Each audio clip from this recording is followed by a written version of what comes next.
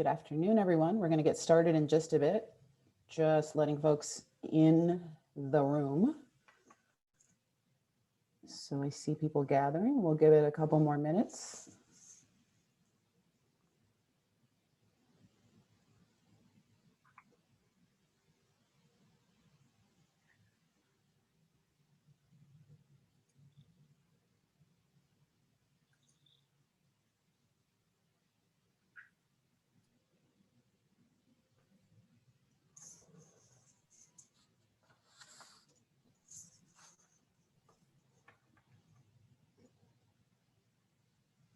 And I know a few people are having some delays in joining. So for those of you who are in, thank you for joining and get comfortable. We're just giving it a few more minutes for folks to join.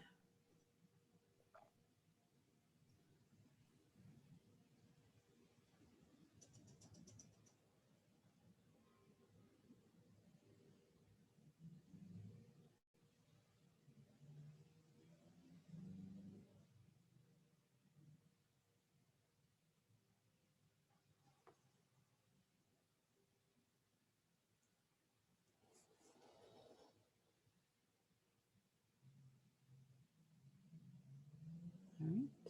Welcome. Thank you for joining us. We'll just, Royce, I know you're on mute, but I'm just giving it a few more minutes because we want to give, oh, there you are, give maximum opportunity for everybody to join. I have unmuted. All right. How are you? I'm good. How are you, Cheryl? Doing It's great to see you. Oh, it's good to see you too. Yeah, I miss seeing you in person. I know. Look at you on your coast and me in the middle coast. And I'm sure we're going to have some West Coast people on here too. So yeah, I think we've got all the coasts. So Royce, it's about 2:04, and I don't want to delay too long because we've got CEU stuff happening and we've got some amazing panelists.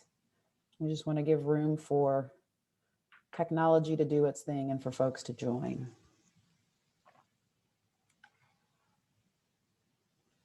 I see that number shifting and changing. Yes.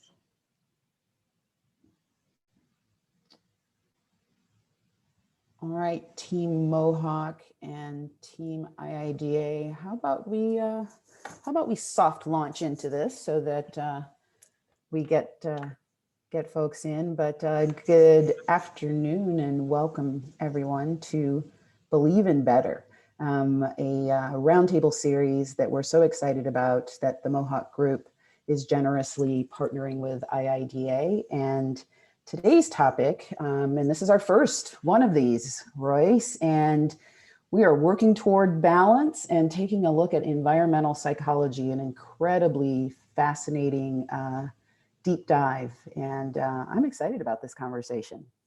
Yeah, and I think we're going to really hone this discussion on the workplace because the biggest thing that we are all discussing with our customers and our colleagues is what is post-COVID life going to look like when we go back into public space, when we go back to the office and workplace. No one can really predict what that's going to look like, and it's really up to all of us in the design industry to help everyone else figure out what that looks like, functions like, feels like. We're going to talk about a lot about how that feels. So I think we're going to have a great discussion. Yeah, everybody's really turning to this industry for some clarity and some guidance on kind of what this next normal is going to look like. I feel like we've had so many phases that we've lived through since 368 days ago. And now with the advent of the vaccine, we've kind of moved into our next normal, and there will be another normal after that. I don't know that things will necessarily level out, but I think it is necessary for us as humans to seek some sort of equilibrium and balance, right?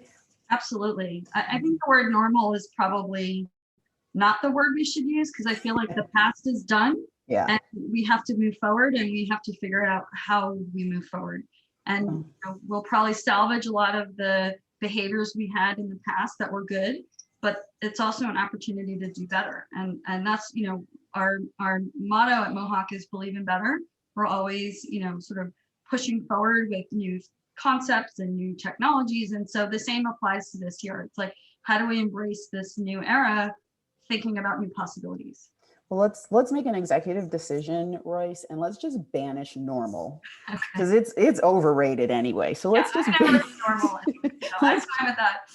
let's just banish it from our vocabulary. And while we're doing that, how about if we get started? I think we're gonna do a little bit of housekeeping with some CEU stuff, and then we'll introduce our panelists so that everyone knows this is registered for 1.5 IDCEC CEUs. At the end of this program, there will be a QR code, and you can immediately apply for those credits with using the IDCEC mobile app. So if you don't have that app, download it now, and you'll get that class code so that you can self-report, or you can download right immediately at the close of this program.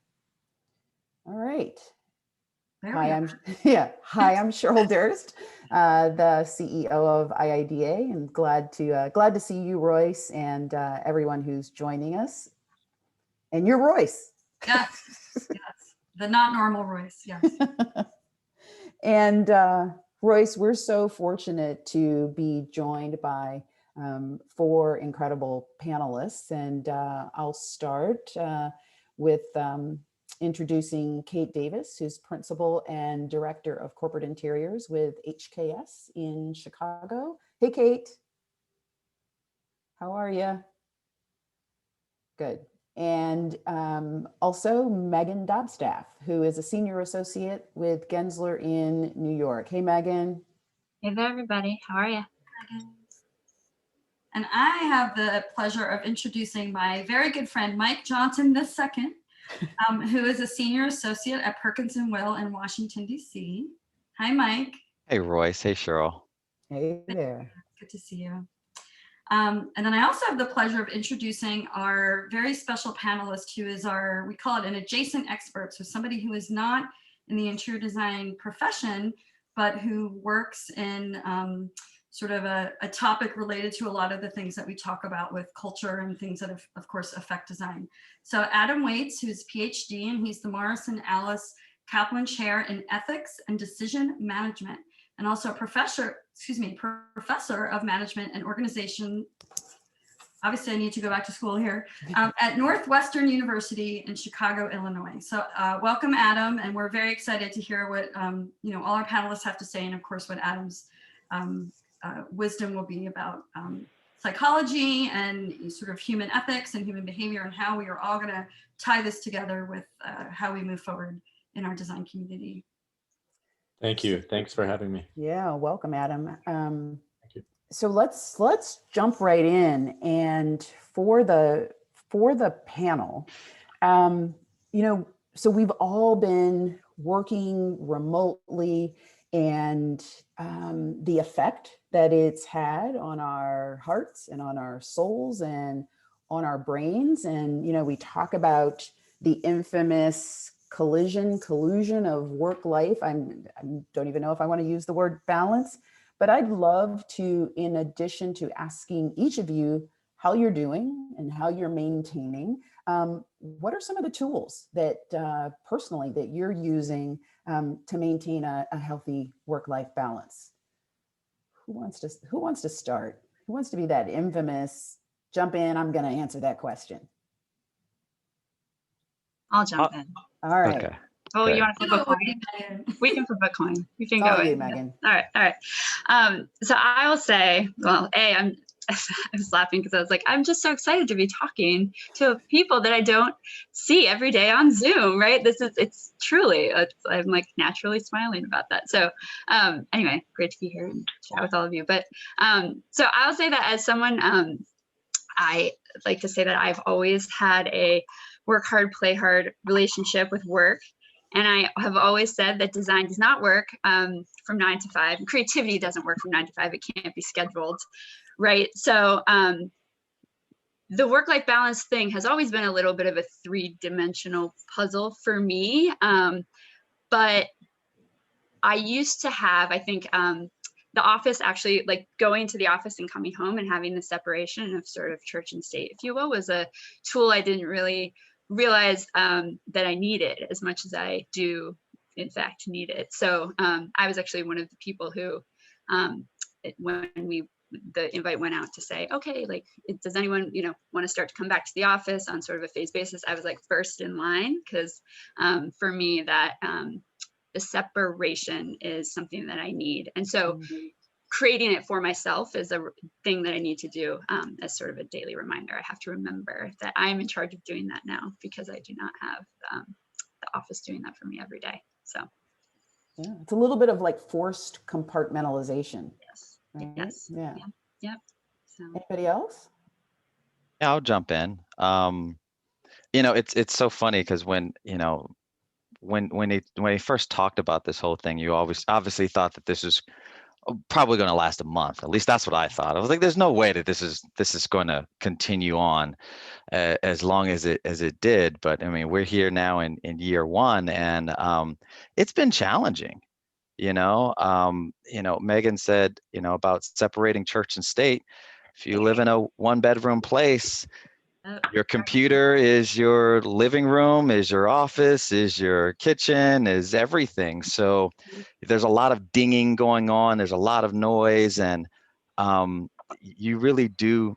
Even though I probably worked just as hard and late during the pandemic, at least before the pandemic, at least when I got home, that was it.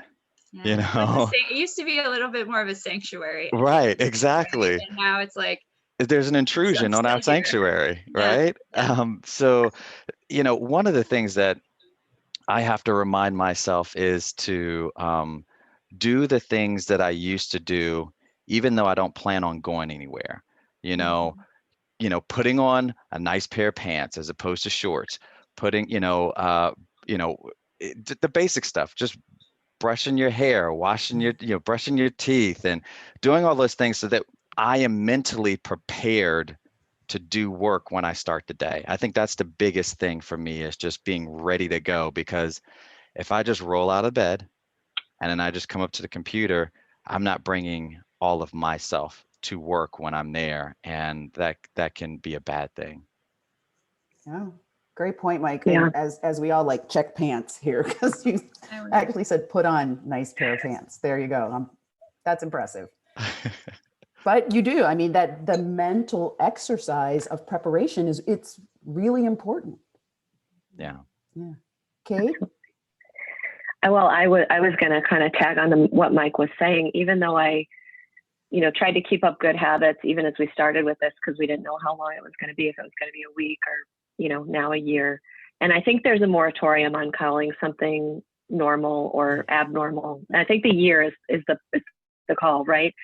So, but what I noticed was I'm someone who wears a little bit of perfume every day when I go to the office. And I had not gone that far in my preparations working from home. And the first really big client presentation that I had to do working from home, I remembered to put on perfume, and it completely changed my mindset. There was something about scent for me more than some of the other tactile things that really brought me into, oh, I'm at work. This is serious today. I better bring my A game. And so that was a big thing. I've actually really enjoyed this time. My team is really distributed geographically. So I never really sat with them before. I sat with a much smaller subset of them. So this has been a good reminder to me to be more intentional as I move forward, and to not kind of fall into the bad habits that I was just subscribing to, because presence was paramount, but not intentional. So that's perfect, Kate. Thank you. So Adam, so those cues that, pants for Mike, perfume for Kate, boundaries for Megan, how crucial and critical are those cues for us in kind of this in-between period, right? And I think Mike even alluded to it, at the beginning of this, we thought there was some finiteness to this work from home moment, that we'll do this for 3 weeks or 4 weeks, and then it continued to drag. So without having any kind of definitive end, how important are those cues for us to maintain balance? Yeah, So all of the examples given remind me of the importance of rituals. And there's a lot of recent psychology research on the importance of rituals. And during the pandemic, we've started to realize something as simple as a commute can serve as an important ritual. Like typically, people don't like their commute. There's a big literature on happiness, and one of the least happy making experiences people have is on the commute. But I think in recent years, and with the advent of podcasts and all the different things you can do during the commute, it becomes a way of separating work self from home self, both on the forward end and the backward end. And some friends of mine, some researchers at other schools have actually done some work with frontline essential workers who have had to go into work throughout the pandemic. These are corrections officers and nurses. And these field experiments actually force these people, well, not force them, but ask them to perform a little ritual at the end of the day after work, something as simple as washing their hands. And those simple little rituals, like the perfume example as well, turn out to be really important for increasing well-being and reducing burnout. And if you're a work from home person, the implication is that maybe you can figure out how to do some of those rituals when you're going from work mode to home mode or home mode to work mode, even if the environment is the same. Yeah, perfect. Note to self, have a ritual.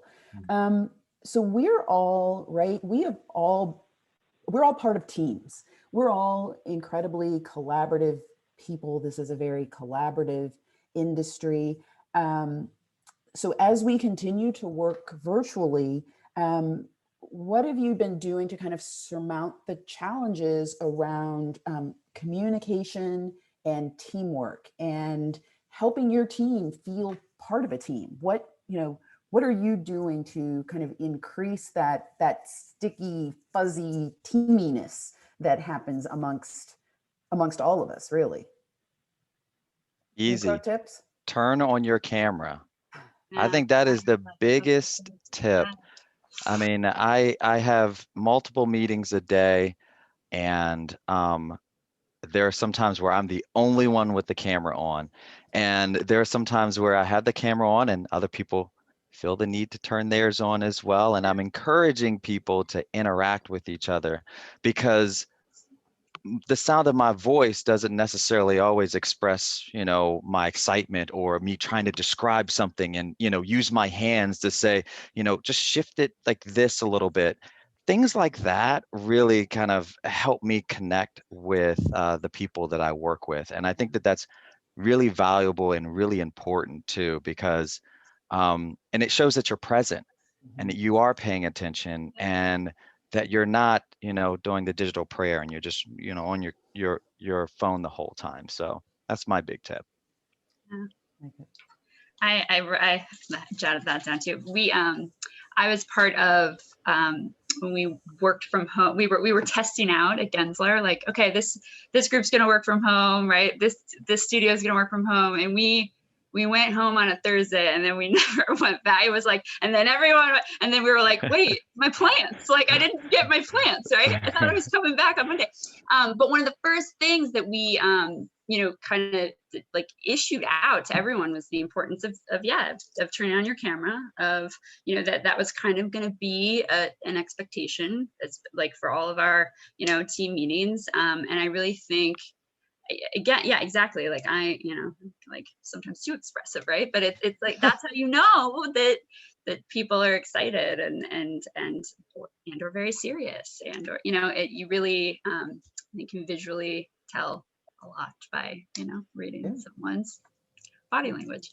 And I think to tack onto that too, I think we are all in front of screens the whole time now, and it's I get like we all do it, but the multitasking thing, I think, Cheryl, you use the word fuzziness. I talk about the multitasker fuzziness that now exists when you're like, no, we totally talked about this. Like, what were you doing? Right. And it's like, and and I'm guilty of that too, right? It's like, we're trying to fit in so many things because we are in these back to back. So that's been a challenge, which again, it's about setting personal boundaries. So I just try to be present when I am, interacting with people and making sure that I'm giving them my time and attention. So some days that's easier than others, but. Texting while Zooming, it's the #1 parallel processing activity that we all engage in. Yeah. Royce? Yeah. I saw you, Royce, I saw you. Oh, yeah, I was just going to say when Mike and Megan were talking, it reminded me of something, Cheryl, that we talk about quite a bit, which is that I feel like Zoom has allowed a new kind of intimacy to happen in the digital age that I didn't feel before COVID. Like, for example, you might go to a big meeting in person with like 30 people in a big multi-purpose room, and you're seeing the backs of people's heads and not necessarily looking at people face to face. And I think now when you're on Zoom, you can actually see if everyone is on camera, can actually see everybody's face, and you can have a, face-to-face, eye-to-eye conversation. Recently I had a meeting for a volunteer thing that I do, and there were 30 people on the call, and I only recognized like 3 of the people, and I'm like, who are all these other people? Like, and obviously I'd seen them in person, but I didn't remember them because we didn't interact face-to-face, and I just saw the back of their head, in the past meetings. So I think there is this new level of intimacy that, plus we're also looking into each other's homes. I can see what's on your bookshelf, and you can see I have guitars behind me, and we can learn a little about each other's private lives. And I think that helps sort of increase the connection between people, even if you don't know each other. And I've been really surprised how many new friends I've made this year on Zoom that I've never met in real life, because you have that immediate connection and that immediate sort of intimacy. Yeah. I agree. There's been a lot of things that I think have run their course this year, the Zoom happy hours and some things like that. Something we started with our team to gain more connection and a deeper understanding of each other is we started a email string that would tell me about your coworkers. And so, because I think we went from that expectation that, you controlled your environment, you controlled the interruptions, you controlled the level of noise in your workspace, or could go to a place. And here it's like everybody's seen my dog come in, freaked out about the Amazon delivery, my kids interrupting during their school day. And so we started this little string that just was sharing these really funny moments and pictures of things that were happening kind of off camera. Like my coworkers have been laying in front of the fire all day, not doing anything. This and that, and kind of also started a recipe exchange, which actually proved to be really helpful and really gave us more insight into one another. So it was a couple funny little things that occurred, and I didn't expect the outcome. I love that. Hey, Adam, real quick question for you. So we are all people who love eye contact and being in kind of this immediate moment with one another. Does eye contact via Zoom, is it as valuable as real eye contact? Does it weigh the same? Is it as meaningful to our brains as face-to-face eye contact? I mean, my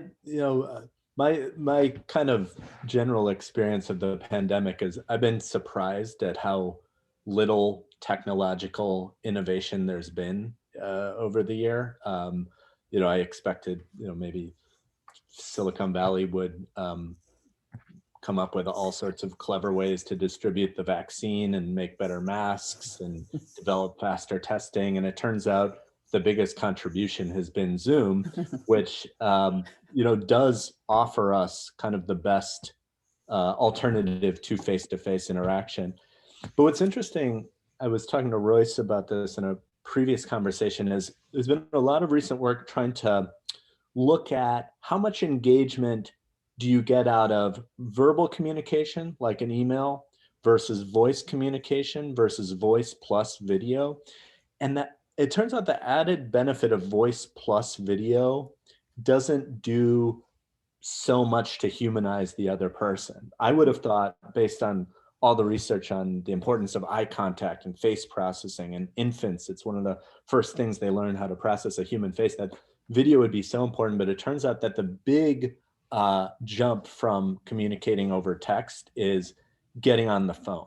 The power of the human voice to kind of create the sense that there's a real human being on the other end who has an intelligent mind, who's really engaging with me, seems to be almost just as good as Zoom. And I've actually tried to, as we're all kind of burning out from Zoom, I've tried to shift as many of my meetings to the phone as possible. Yeah, going old school with just a phone call. Yeah. Right, right. Right. Adam, do you think that's because we hear our mothers and our fathers' voices before we enter the world? That's interesting. I think, I don't know. I actually think it's more something we learn, that a voice is kind of a cue to a mind. And so I do a lot of research on human machine interaction and how humans process robots and what's the optimal level of anthropomorphism. And I've done work on the self-driving car. And we found that adding kind of minimally human features to technology, like a voice, increases trust and responsiveness. And there's just something about the human voice that's a real cue to, there's a thoughtful, present agent here. And I don't know where that comes from. Certainly, yeah, it is something we process before we're even out of the womb, but it turns out to be very critical in engagement, even more so than the face, which is what I would have predicted. Yeah. That's fascinating. Okay, I'm going to toss out the next question, which is, how can we use this time to reconsider work relationships and potentially improve them? So what has this time and experience during COVID taught us about our established norm of workplace experience? So how can we reconsider our work relationships? What have we learned during this time about our teams and the people we work with? And maybe what are some of the good things we'll take forward? And maybe what are some of the bad practices we might leave behind? I think, oh, I'm sorry, go ahead. No, Kate, you have at it. I was just going to say, we've been talking a lot about, back to that word I used earlier, which is intentional communication. We jumped into Microsoft Teams, with both feet as things ramped up, as we went home. And we noticed that there was just so much traffic. There's been Teams fatigue, there was email fatigue, there's Zoom fatigue.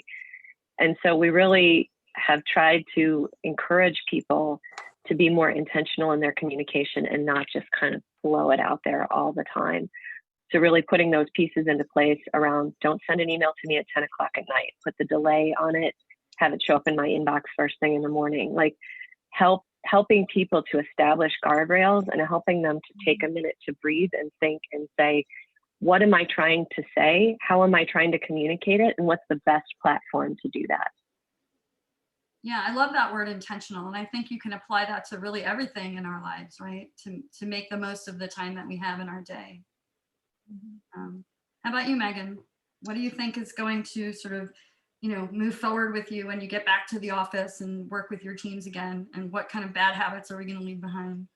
Oh gosh, bad habits are so hard to break, right? I think something we learned early on that was, I think I was really surprised by it, and kind of, I was like, oh wow, was that Gensler has an entire research institute, so we love research and we love assessing ourselves. And so we, very early on, and we've done a couple of the employee surveys, but one thing that was discovered was that a lot of the younger generation, I'm always like, am I a millennial? I can't ever remember, but anyway, they actually were felt that they were thriving in a work from home scenario, and we actually saw productivity go up in certain people. And that was like, oh my goodness, wow. Like, cause I'm someone who I like I said before, right?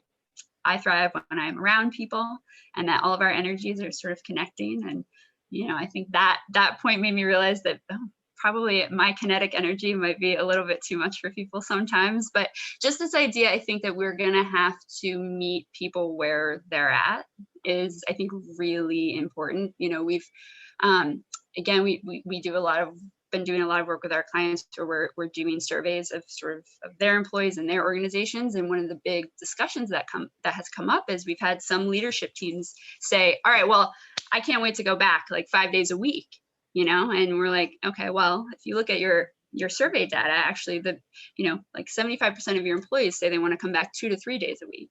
And if you're there 5 days a week from like 6 a.m. to 5 p.m., like there is going to be this sort of peer pressure, if you will, right, to sort of do what leadership is doing and in order to be mentored and get ahead and do all those things. So I think it's going to be yeah, I think just really meeting people where they're at is going to be something that we're all going to have to, I think, be very aware of, and work out the kinks as we sort of move through the not new normal, but the impending horizon. I don't know what we're going to call it, but I yeah. like that, the impending horizon. That's great. Yeah.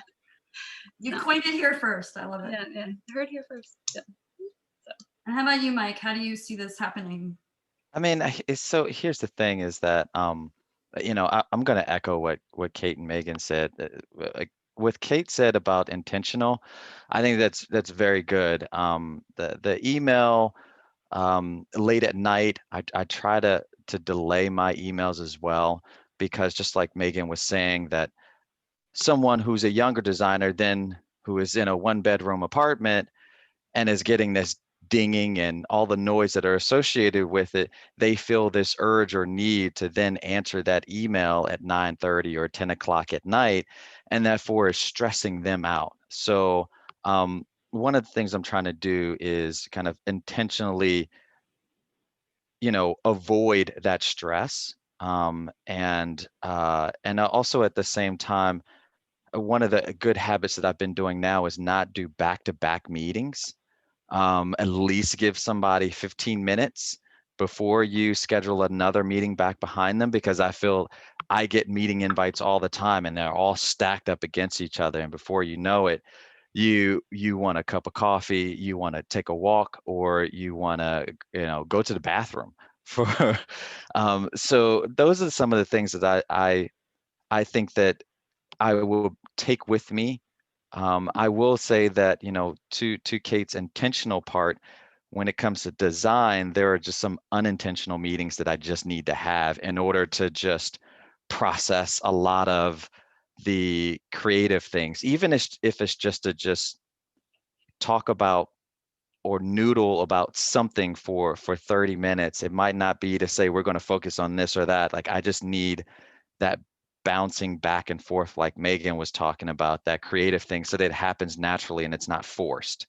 So it all depends on what the meeting is about and what you're trying to achieve from it. I think that that's kind of how I try to treat some of those meetings. Yeah. Talking about this idea of like the endless day, I was having a conversation with someone from IA and they brought up the notion of bookends. Like back in, before COVID, we had these rituals that were a little bit more built into our day. So we knew what, like, the commute would be the beginning of your ritual, and of course your return commute home, but maybe it's that happy hour cocktail, or maybe it's that walk with your dog at the end of the day, or, you have these certain rituals that are built into your workday. So you have the time like ramping up, and then you have the time ramping down, where you can get back to sort of that net zero of your normal self at home, right? So maybe this is a good question for Adam. Like, what are some good suggestions, as we're in this sort of, interim time and everybody's trying to figure out like what that new next normal is going to be, how can we think about, as we do move back to workplace, whether, designers in their offices are moving in, but also their clients are moving in, how can we define some new rituals and bookends that really might be productive in whatever post-COVID world looks like? Yeah, so all of the discussion about, what good habits are we going to take forward and what bad habits are we going to keep reminded me of something that I think was a problem pre-COVID, which was this idea of the 24/7 workplace, that you're always working. And, this is a topic that really became top of mind for me after a friend of mine took me on a tour of the Facebook campus in Menlo Park, and they have all these amenities and physical therapy and a wood shop on campus, and cafeteria, everything. And it's like that's sort of the template for Silicon Valley workplace, and then gets infused into all other industries. And implicitly, what that does is it just keeps you at work. And then we have, so one, workplaces are building more spaces to kind of mix leisure and work, and that becomes confusing. And then outside of work, you're expected to be on all the time. And then when COVID hit, I felt like the experience is even more so, we can get to you at any time, right? So Mike is talking about the 9:30, 10 p.m. email or text or whatever. I think that was already a problem, and it's become increasingly a problem. And I do think it's not a good thing, because we're already seeing, you know, record levels of burnout. And so when you ask me, you know, what would I recommend going forward, it's boundaries. You know, so we started talking about rituals. Related to that is just boundaries, and it's really not even letting people go off the clock, it's forcing people to go off the clock. So I think about all these companies that have policies like unlimited vacation, unlimited PTO, you know, don't email after work hours. The best companies are those that actually force you. You know, in South Korea and France, there are laws that turn off work computers at Friday at 5 p.m. Or France has a right, that's South Korea, France has a right to disconnect law, where you are like prohibited from answering work emails after work hours. Companies sometimes pay their employees to take vacation on which they cannot respond to work emails. So it's more taking time off seriously once we come back, because we've over rotated to the point where everyone's sort of working, sort of not all the time, and that isn't healthy. That's great.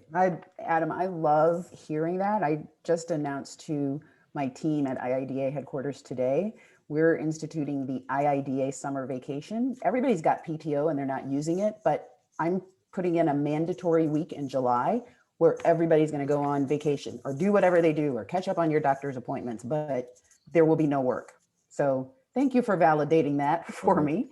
You know, let's talk a little bit about, you know, this moment, all that has been revelatory in this moment and all that we've learned.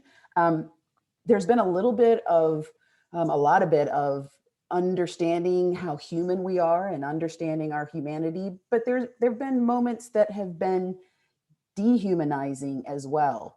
How are we letting humanity win during this period? What again, these are pro tips from you all, but how are we letting our humanity win during this period? And how will that carry over to, as Megan said, the impending horizon?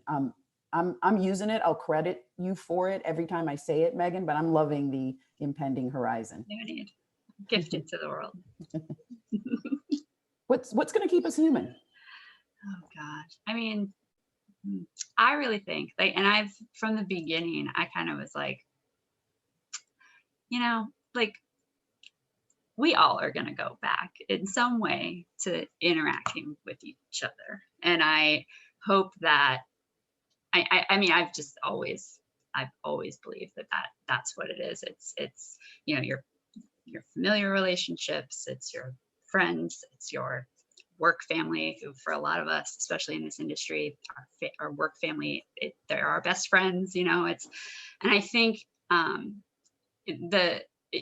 even when it has been a Zoom, that's just a one-on-one conversation that's not about work, they've been so meaningful, because you're like, how are you doing, right? And you're connecting with people, and the, you know, close, you know, we all have our little circles that we've, you know, kept close, you know, the couple friends that you hang out with, and those friendships have become so important to keep in, like, you know, the emotional equilibrium on a somewhat, medial, you know, basis. But I think, you know, I went, I had to go on a site tour, it was like 2 months ago. And so we did like a big, like, okay, everyone's going to be safe and right. And we did, it was, you know, but a contractor walked in who I hadn't seen for like 3 years, because we built out a project, like, you know, 3 years ago together. And he walked in and he was like, Megan Dobstaff. And like, I was like, Stu. And it was just, I like teared up a little, because I was like, this is this is how we build things together, right? Together. And so I hope for our industry that it will be the relationships and the people are going to be the thing that bring people back as much as possible. And like Kate, like you were saying, for teams that are sort of transatlantic and Pacific and everything, I think hopefully this whole experience will also teach us that getting on camera and making sure that we are bringing those people into a room and they're not just on a phone, like listening, driving down a highway, right? Somewhere. It's like, we need to make the, I think, concerted effort to be together in all the ways that we can be moving forward. If that makes any sense. Yeah, no, and I love that vocal moment, right? You weren't a tag on Zoom, a name tag on Zoom, Yeah. like he shouted your name. That's, Yeah. you know, Yeah. that's pretty cool. Yeah. That's what we should start doing now, is just shouting our names when we walk Whenever you into a get on Zoom meeting, Zoom. you know? Mike, Jesse, Kate Davis. I know. And That's then like, it'll feel more genuine, right? No, right? truly. Yeah. So I mean, Yeah. I to tack on to that, it's just one thing that humanistic part is those accidental interactions with people that I truly miss. Mhm. There are people that I probably haven't spoken to all year at my office because you're not working. I don't work directly with them, but I would have normally seen them on a daily basis to say hi, or, you know, what are you doing this weekend? You know, what, you know, sit down and just have lunch and just speak with people that I wouldn't normally speak with. So those accidental interactions are the kind of the personality that work has that you kind of miss out on. And you know, I've spoken to a couple people in my office and I'm just like, man, I haven't heard from you in so long. And I have to remember, I have to remind myself, you know, maybe I should call in and check on that person and see how they're doing, even though I don't work directly with them, just to make sure that things are okay. Because like Megan said, when it comes down to it, it's those moments, that human just telling a story back and forth to each other about simple things that can go a long way with just checking in on someone. Yeah. Yeah, that those serendipitous moments, and I think Mike, you used the word, like you miss that noodling with Yeah. other people, but just that, you know, I think prior to COVID, maybe that moment when we'd ask people, how are you? It became kind of a toss-off question. We never really Right. listened to the answer, but that question, how are you? And then hearing that response, like, to me, that's humanity right there. Asking that question meaningfully and then taking that moment to hear what people are telling you. I think that's good for the soul. Adam, what are some other tips about things that'll keep us human? Well, this idea of humanization and dehumanization is a core topic that I've been studying. When I think about what do I mean using kind of research terms, it means the recognition of another person as having an inner mental life. Like if I'm just observing your behavior and thinking of you as my panel partner or work partner or whatever, that's not really getting at what are your thoughts, your hopes, your wishes, your dreams, your desires, your feelings, your emotions, and things like that. And so, you know, I think circling back to something Kate might have brought up about where you get the benefits of Zoom, although I'm increasingly finding those benefits to be few and far between.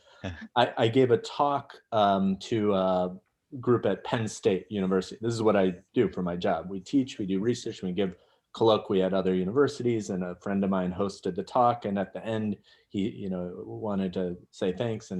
And his daughter, toddler daughter, just kept interrupting and bursting into tears, you know, and he was so embarrassed, but everyone on the call, I loved it. I mean, this is like the best talk because nothing that we do is that important, right? Our work is, you know, that's the big lesson from this year. Nothing that any of us do is that important. And you kind of try to simulate the formalities of having a colloquium talk and having a discussion. And then this, you know, this girl, poor girl, starts crying like that. I all of a sudden see, you know, his embarrassment and sadness, and he's a good dad. And that exposes his inner mental life. And I'm like, oh, this guy I knew as kind of a colleague for years and years. You see into his home and all of a sudden, wow, that's a human being. Now, that's also mixing business with non-business, which not all of us like. And so just getting back to the very initial question, I think the real ways that we could bring more humanity to this moment where we're all separated by screens is more like getting at something Mike was talking about. it's that experience of the first few weeks of COVID where we were reaching out to people we hadn't talked to in years. I have a colleague who calls those relationships dormant ties. You know, in the language of social networks, we have our weak ties, who are people we kind of know. We have our strong ties, our close friends and family, and then we have these dormant ties. The reaching out to those people is, we always, the research says we underestimate the value of doing that. And that was something the pandemic forced us to do. And then, you know, without getting too long-winded here, the other part of that first few week experience that kind of created this shared humanity is we really were all in something together. We had a shared reality. When we go back to everything opening up, then we fraction into our normal routine. I mean, actually, to be honest, that happened about 6 weeks after whatever, the NBA shut down. All of a sudden, people kind of started going back to virtual work. But for 6 weeks, we were all in a state of uncertainty, and work had sort of paused. And that as well, reminding us of what do we have in common while we're dealing with this shared crisis. You know, we got about 6 weeks of that. So is there a way to bring that back? I'm not sure. Obviously, we don't want to do it through a catastrophe, but through something Right. a little bit more positive. Right. That's great. That's fantastic, Adam. Thank you for that. Well, we're about to engage in some shared reality. And let me ask Team IIDA. You see, we've got a post up here about our breakout room discussion. So we're all going to take a moment to talk in small groups. Yasmin? Hi, everybody. We're going to take a minute now to kind of whisk you away into breakout rooms. You'll be grouped with a few other people, like 8 to 10 for about 15 minutes for a short discussion. We're going to work some tech magic. The link to the breakout rooms should be in the chat, and everyone should get an email also with the link. Once you're in the breakout room and you're in the sort of next session, feel free to turn on your camera, unmute yourself, say hello, and you should be seeing a pop-up shortly with your breakout room. Thank you, and see you in a moment. All right. Everybody enjoy the breakouts. We'll see you in the breakout rooms.